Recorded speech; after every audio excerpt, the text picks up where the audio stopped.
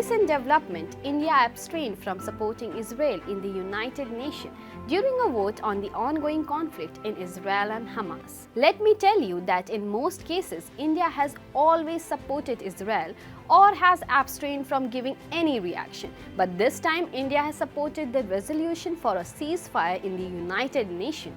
Gaza has witnessed 70 days of Israeli operations, resulting in extensive devastations. The families in Gaza are in shambles, with over 18,000 casualties and nearly 50,000 people injured due to Israeli bombing. Families have been entirely wiped out in some cases, leaving surviving members seriously wounded without access to necessary medical care. The majority of the casualties are children, unaware of the reason behind the bombardment, raining death from the sky. Recognizing the humanitarian crisis in Gaza, a resolution for a ceasefire was presented in the United Nations General Assembly.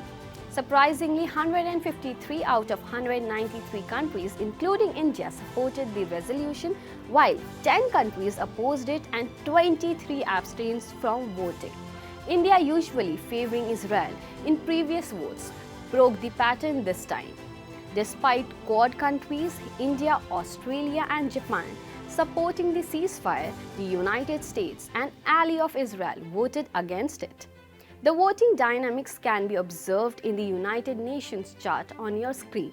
The resolution, however, is non-binding, implying that it won't have a direct impact on Israel's actions. Nevertheless, this action from India's usual stance raises questions about its approach towards the ongoing crisis in Gaza. The situation that this august body has been deliberating upon has many dimensions.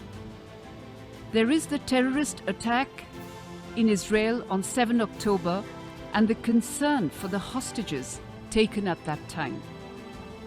There is an enormous humanitarian crisis and the large-scale loss of civilian lives, especially of women and children.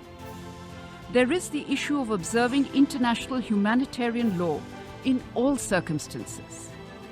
And there is the endeavor to find a peaceful and lasting two-state solution to the long-standing Palestine question.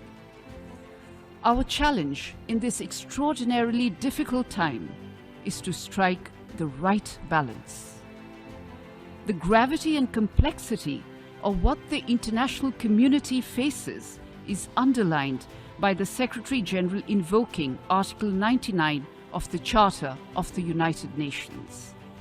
We therefore welcome the fact that the international community has been able to find a common ground to address the multiple challenges facing the region right now.